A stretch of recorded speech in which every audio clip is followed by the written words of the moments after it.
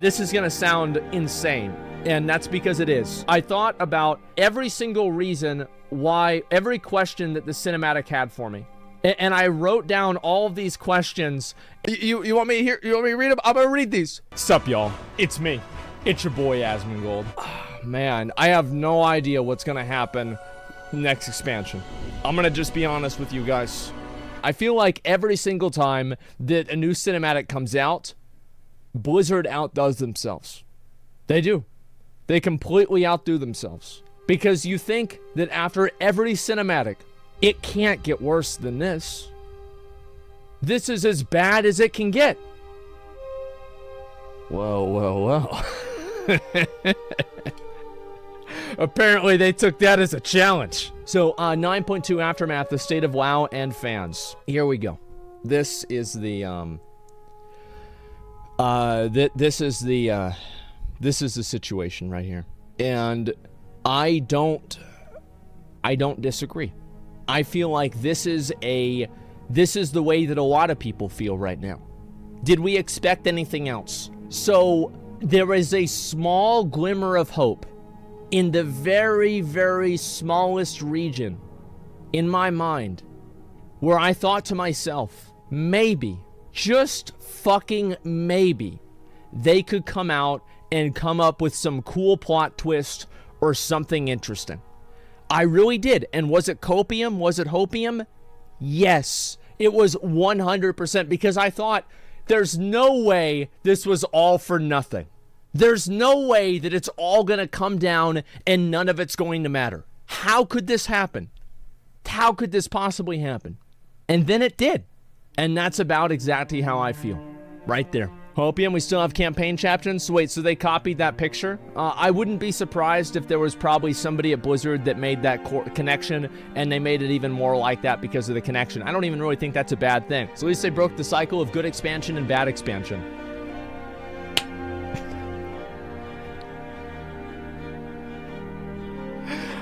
I never thought of it like that. I genuinely never did. Holy shit. Oh my god. They did break the cycle. Wow. And the thing is, like, look, here's the way I see about it. Is that everybody said that this is gonna sound kind of bad, alright? But everybody said that 10.0 was gonna be Steve Denuser's baby. They said it was gonna be the writing team is gonna completely have the next expansion. Listen, if the next expansion is gonna be the writing team's baby, I want an abortion. This is embarrassing. If this is any indicator, if this is any fucking indicator whatsoever of what we're gonna get, oh my god. I don't even know what to say. It's insane for me to see this. And are you pregnant? Yeah, this team is 0 and 2. Metzen's last project was in Legion. Well, the thing is with Metzen is like, with like Sargeras and Warcraft 2, Warcraft 3, there weren't really a lot of like complex storylines. If you go back and you look at the characters, many of them were actually pretty fucking simple. You know, there was like a couple of like character shifts, like with Sylvanas, with the Arthas, etc. But for the most part, everything was it's you know, it's just Pulp Fiction, right? It's simple, it's clean, and it's just, you're using existing narratives that people have used for fucking years and years and years, and you're just putting them into the game, right? And it was just a strategy game. Yeah, nothing wrong with simple. Yeah, it was mainly the gameplay that people cared about. Like, the story was always like a secondary thing. And so that's the way I feel about it. Everyone's reaction at the end of Shadowlands? Yeah, exactly. That's the way I feel about it too. Right? Most of it was in an instruction booklet? Yeah, I think so. So let's look at the rest of this stuff. And I saw that I think Preach had a video about the cinematic too. And you know what I did last night? This is gonna sound insane, and that's because it is. But I was laying in bed, and I went all the way down, and I thought about every single reason why, every question that the cinematic had for me. And I wrote down all of these questions just so I could keep it in mind. Yeah, because it's just, like, let me read some of these. You want me to hear? You want me to read them? I'm gonna read these. Why didn't the jailer tell them why the cosmos needed to be united? What about the red soul that hit the Arbiter? Why is Zoval a robot? Are the other Titans robots? Why didn't Sylvanas know about the Cosmos level threats? Why did Zoval's life flash before his eyes and his memory of Denathrius was condemning him, but they worked together? Why didn't any of the other Eternals try to tell us what Zoval was trying to do? If Zoval was working with the Dreadlords, why did the Dreadlords lead Sargeras into a loss when their interests seemed to align? Where are the first ones? Where is Elune? She's obviously an automaton too if the Winter Queen refers to her as her sister. Why did the Jailer not tell players what his goals are with the Cosmos? How the fuck could a raid of players beat the Jailer? With Argus, we were empowered by the other Titans, but with the Jailer, we just beat him. How the fuck? Oh, that's that one.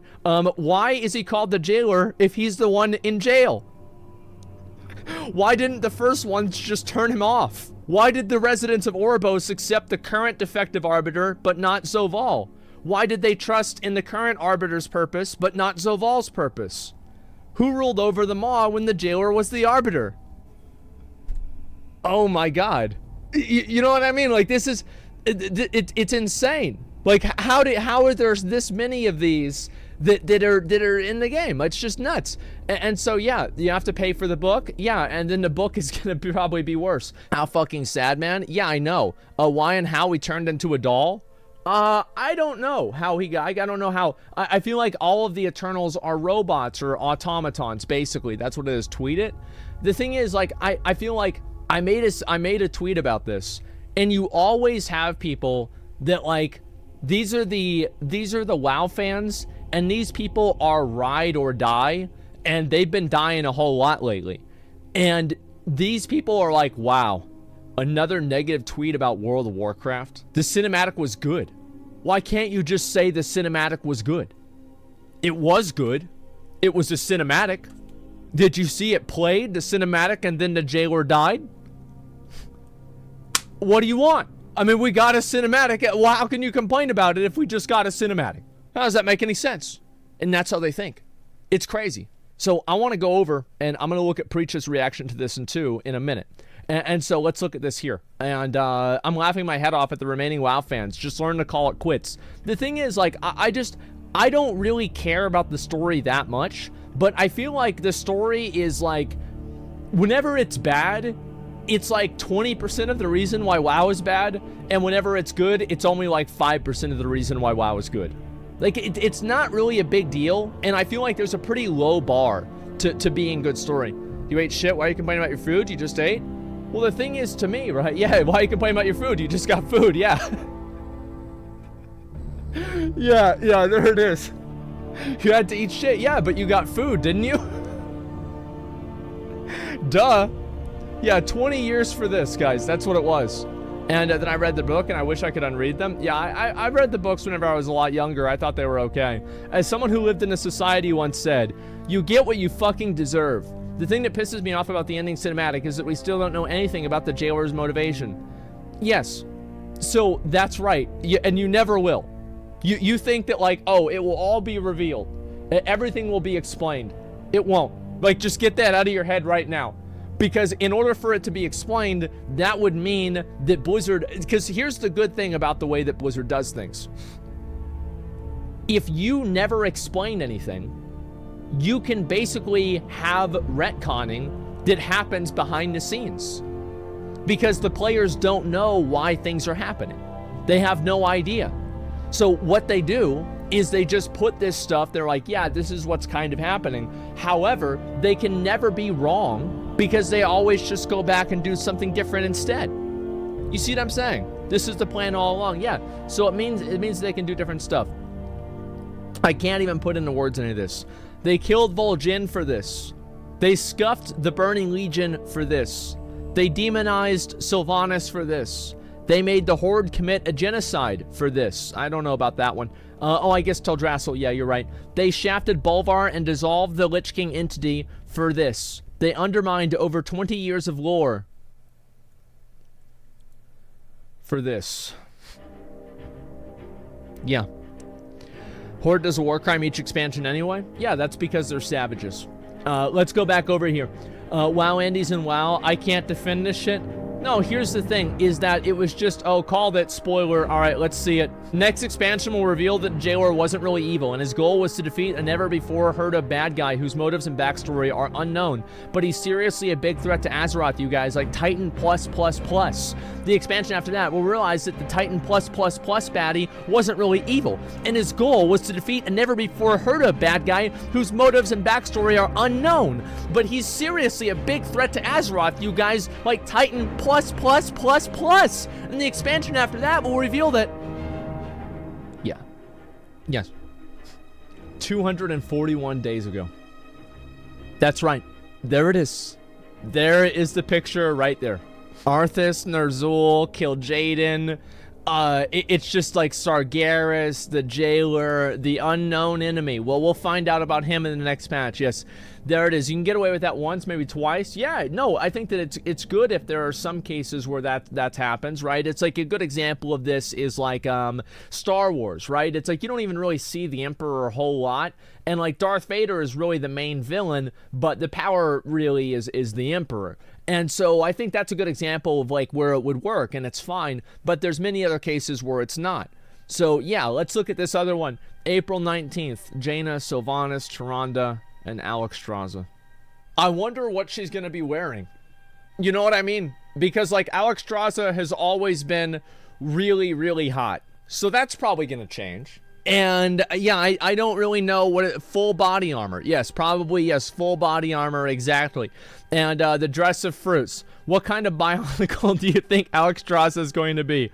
A flower. I unironically think she's going to end up like a little stupid ass red flower on the ground by the end of the Dragon expansion, with some stupid cutscene talking about how there's always hope or some shit like that after defeating bad boy villain number 46,325. So Alexstrasza is going to turn into a flower. You know what? I can see it. I can see it. I really can. I can see that. I think that's, yes. I absolutely do. I could see Alexstrasza being turned into a flower. Yes, let's clip this. Let's keep a note on that, and we're going to go from there. I think that in general, the way that, I think the reason why Blizzard it does such a bad job at writing a lot of these female characters is because being female is the main focal point of their character. Like, they're not talking about how to write a good character. They're talking about how to write a good female character. And that's what they think about. That's what they focus on, rather than just writing a good character.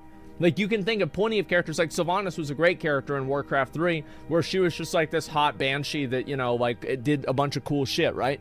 But, like, nowadays, you have all of this, like, fixation on, like, making sure that, you know, like women are not, like, looked at in, like, a weird way, and, like, trying to write a strong female character, etc. And it just turns out to be... I feel like a lot of times with, like, these, like, super strong female characters that have no sense of, they have, like, no flaws. They can commit no evil, really, like, things like that. I think that Sylvanas kind of fell into that category to an extent.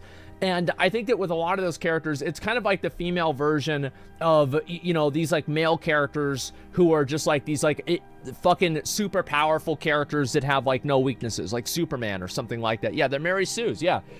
It's like it's the equivalent of, like, Medan or something like that.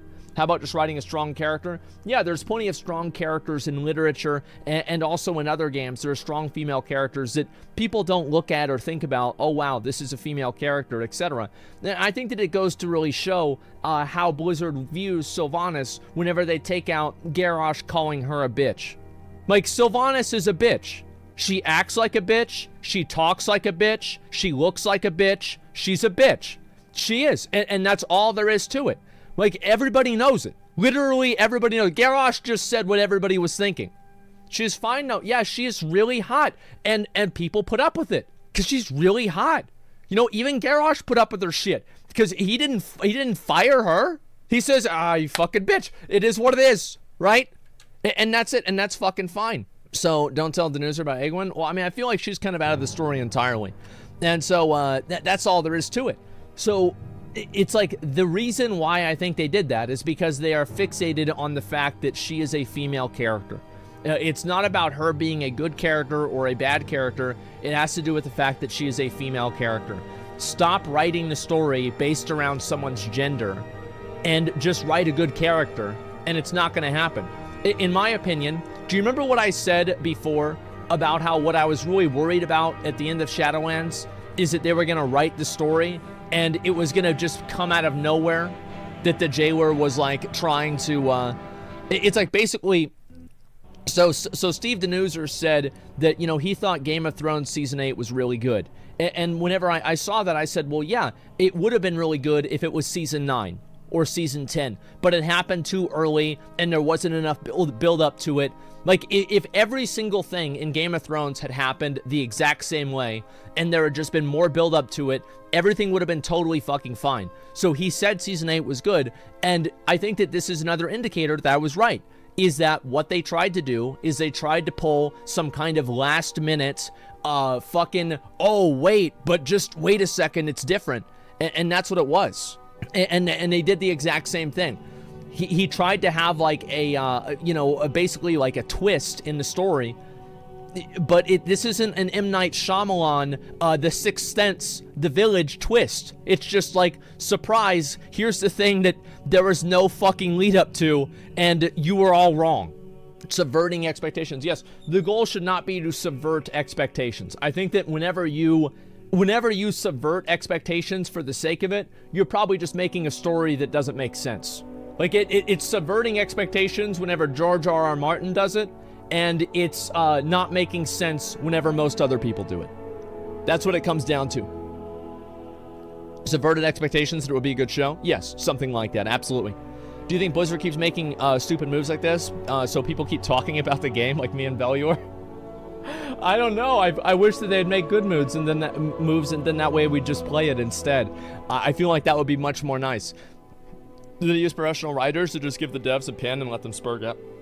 Here's what's crazy to me, is that the story in Shadowlands and the story in BFA has been largely received as negative. Most people that I would say in general would say that it was bad. Like, they didn't like the way that N'Zoth happened. There was like a handful of good things. Like, I would say, like in BFA, it was like 30% good, 70% bad. In Shadowlands, it was like 10% Denathrius, 90% bad. How is it that these people are still the same people? How can you do your job? How can you fail the community for 4 years and nobody else gets hired? There's nobody else that gets brought in here. Like, how many of you guys, besides the ones of you that work at the government, can work at a job for 4 years and consistently fail consumer expectations and viewer expectations, player expectations, and still have a fucking job? How is this possible? I don't understand it. Like, really think about it. Like, why is it that they have these people on here who just keep doing it wrong? It doesn't make any sense. They blame the new hires? You know what the sad thing is I bet you're right. I bet you're fucking right. All right, let's go back. We're going to look at the rest of these because KPI, yeah, I don't think that's it either. They really rolled dice and darts at the decision board. I feel like if they rolled dice, it'd be better. So let's see here. Hey, Jailer, look at me. Bitch. You're goddamn right. Yeah. You're goddamn fucking right. Yeah, that's what they get. It was Steve all along. Let's see. Okay, gang, let's see who the villain really is. It's Arthas. It's Ner'zhul. It's good. Yep. There it is. There it fucking is, man. Yeah, I don't know what to say. And they tried to fire a bunch of people and employees went on strike and formed a union. That's not what happened. That was a QA department. It was like Raven Software. It had nothing to even do with Blizzard Entertainment. Yeah, Blizzard Entertainment has had like people try to make unions too, but it was actually Raven Software. These were QA people. It was totally different. Never found out how the Arbiter got struck down at the beginning of the expansion. Yeah, and we probably never will. Blizzard breaking the fourth wall. Show me the real villain. I said the real villain. I feel like Steve gets a lot of hate. I kind of feel bad for it, right? And it's like, the reason why he gets a lot of hate is because he's the only person who speaks for the Blizzard narrative team, which kind of sucks because in my opinion, I think Steve, listen, I think he probably fucks it up too. It's not like Steve knows what he's doing and everybody else is, you know, just trying to, you know, he's trying to do his best and everybody else is dumb or something like that. well-deserved. I feel like in some cases, yeah, in general, but it just sucks to see like one person become the focus of so much like frustration whenever you know that Steve isn't the only person making decisions. You know that. Like it's like there's probably a dozen people in the narrative team that are making decisions collectively, and Steve is just the one that goes out and talks for them. Yeah, it's a scapegoat. Yeah, I mean, it sucks. Nathanos, cuck, self-insert. I don't really think that's the case. I feel like that's not really the case, but maybe. Anyway, I just feel like there's probably a lot of other people that are doing shit wrong, and it just sucks whenever he's the only person that gets blamed for everything in the story, you know? That's all I'm saying. Sad to see Warcraft 3 original dev didn't even play his own game to know the story about the calling of Stratholme and why it needed to be purged and why that was the only way for Arthas to save his people. I don't want to get through this anymore. Arthas did nothing wrong. We talked about this yesterday. I don't need to talk about it again.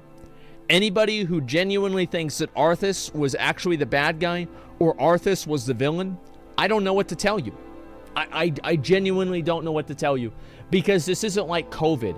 If COVID doesn't have a 100% mortality rate where it turns you into a crazy raging zombie that you go around and kill other people and spread the disease. Like it's not the same thing as COVID. It has nothing to do with COVID.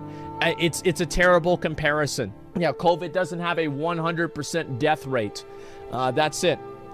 So yeah, it's a cursed sword and helm. Did you expect any different? No, I don't really know. He's sort of the villain, but not because of Stratholme. Yeah, I mean, I don't think so. I really don't think so. I don't think Arthas was the villain at all.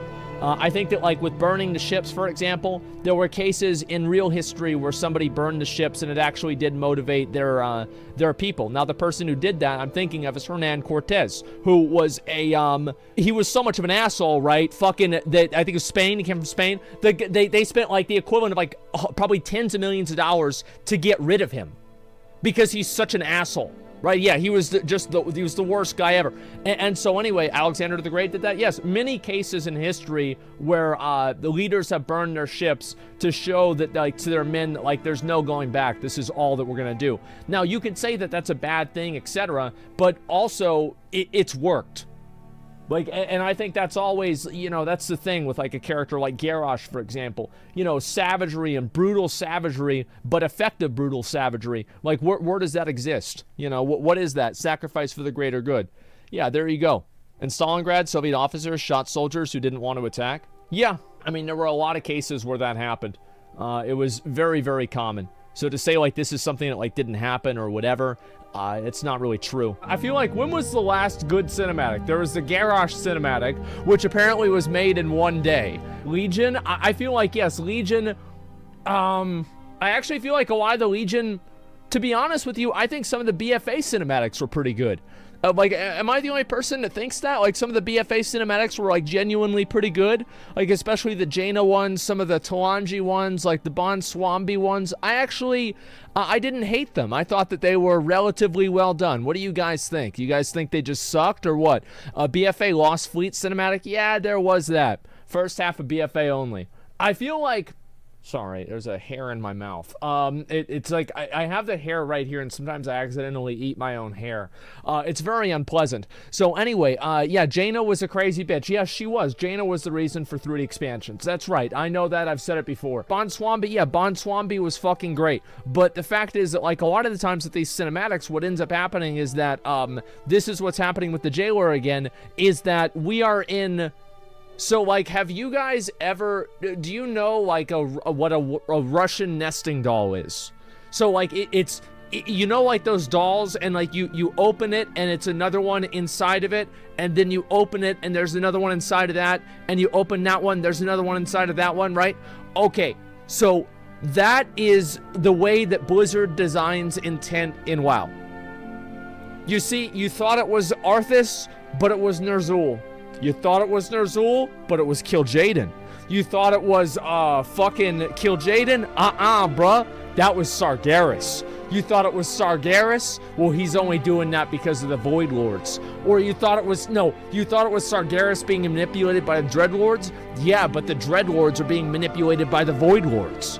It's just, there's a, it's an endless loop of deferred intent. Yeah, it sounds like a Scooby-Doo episode then. Yeah, it's almost like, you know what I kind of feel like? I feel like it's a like, you guys know I watch JoJo's Bizarre Adventure, and it's like, you know how every single episode ends on a cliffhanger? Especially in like the first couple of seasons, like every single one ends on a cliffhanger. You know, like they're walking around, somebody opens the door, oh no, and then boom, they play the fucking they play the cinematic, right? To be continued, right? And like that's exactly what happens. And yeah, to be continued music, yes. So that is exactly the way that Blizzard does the story in WoW. Except for at the end of the season in JoJo's, you kind of like, you have a resolution, right? There is a resolution at the end of the season, and things kind of work themselves out. So this is what happens with WoW, though, is that with WoW, it is just like, there's never a point. It's almost like fucking, like, I'm trying to think of like a good example of this. It's like Carmine in Lost Ark. You can never get him. You get close to getting him, and then he gets away. You get close, he gets away. He gets away. He gets away. He gets away. It's like they always find a way to get away, and it's just fucking crazy, man. It's absolutely fucking crazy. It's always the same storyline, and I actually want to talk about that a little bit more today, and we've also got some other things to talk about as well, etc. And so, yeah, there's going to be a lot to get into. He gets away. Yeah, he gets away again. You know, Team Rocket is blasting off again, and they've somehow escaped another fucking mystery, right? Tell a story by containing the old story. That's the basis of all literature. It's been 5,000 years. Not that weird. Just can get boring to agree. No, it's not the basis. Like, this is not the basis of literature for the past 5,000 years, to just have a Russian nesting doll of intents and reasons that can never really be described by anything other than removing agency from the character. So to create this faux illusion of some sort of complexity. That's not literature for the past 5,000 years. That is video game design for the past 5 years. That's what it really is. Pelagos is the real jailer. Yeah, exactly, man. It's just fucking crazy. And so, yeah, the problem is it sucks. And that's the thing. Is like, I feel like JoJo, we go back, talk about JoJo's Bizarre Adventure, especially, you know, everything that involved Dio, right? You know, the fucking Jonathan, Joseph, and fucking Jotaro. Like, that entire thing, that entire fucking story was completely cliche. It was totally cliche. Almost all of the big plot points you could easily guess were gonna happen. It was like everything was totally, like, you knew what was gonna happen every single time. And the main thing to me is that it's not bad to do something that people don't expect. And I think in a good movie and in a good story, you should know what's gonna happen in the end and still be looking forward to seeing it. And like, you can see that with something like Lord of the Rings, for example. You know what's going to happen in the end, but you still want to see the whole fucking thing. And that's the best thing about it, right? And cringe anime weebs, well, the thing is, like, there's nothing really wrong with anime or anything like that. Like, I feel like a lot of shows that come out here in the US are fucking terrible, right? So at least, like, the reason why I like watching a lot of anime, especially older anime, is that it feels like it's done much more for the passion of the art, rather than to make a certain amount of money, or rather to do something else that's besides that, right? There's always some sort of reason, you know, that I feel like it's like you go back and you watch like a Ghost in a Shell, or like the first seasons of like Full Metal Alchemist, or fucking I don't know, like Cowboy Bebop, right? Like, when did that come out? 98 or something like that? Like, there's not really a lot of like overt messaging. There's not any like corporatism in it. It's just very simple. And also, like, anime at that point had not become mainstream enough to where people were creating animes in the same type of formulaic design that they do now, right? Where, you know, you've got the girls of questionable age and questionable positions. You have the entire story exists in a high school. Main character is like a guy who's quiet, who doesn't really talk to a lot of people, but somehow all the girls like him. Like, it's just, I mean, come on, man. Like, it's just, it's too much. And so, yeah, like, I feel like there's a lot of shows like that nowadays that just kind of follow that same paradigm, or they try to be, you know, there's a show that tries to be Breaking Bad, or it tries to be Game of Thrones. That's what I was worried about with the Lord of the Rings series, by the way. That's my main concern. It's not that black people are going to be in it. It's that the show is going to try to be R-rated, or try to, you know, push boundaries in some way or another. and it's going to end up alienating and you know, not being what Tolkien would have wanted. So at least based off of my opinions. So yeah, One Piece, longest storyline ever. Yeah, exactly. So yeah, that's the way I feel about it. If you love Berserk, you love Goblin Slayer. Yeah, I know I need to watch that. Yeah. Will today be a long react day? Probably it will be. Yeah, I don't really know. I mean, like, we've got a number of things to do today. Today's probably just going to be a long day in general, if you want me to be completely honest. Probably just going to be a long day. So we'll see what's going to happen. And there's a lot of things I want to talk about, and especially with the cinematic and, like, the direction of WoW and everything like that. I want to get into that a lot, because I've been very frustrated with that. Peaky Blinders, I watched the first couple of episodes of it. I didn't really think it was that great. I think I'll continue trying to watch it, because I feel like so many people have liked it. I feel like, you know what? You know, I have friends that like it, and I'll give it a few more episodes, right? I tried to watch, like, you know what one show was that I really hated was The Last Kingdom. Like, I watched The Last Kingdom. Bro, I thought that shit was dog motherfucking shit. That was garbage.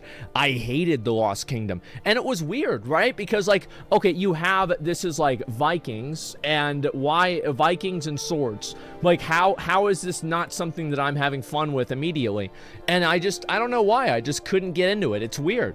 It's straight up is fucking weird. I just didn't. You finish Hunter x Hunter? No, I haven't watched really fucking anything recently. I've just been playing video games for like 15 or 16 hours a day, man. Like, I've been popping off. Now, I do feel like, yeah, Peaky Blinders does have, like, you know, a certain aesthetic to it that I think a lot of people like too.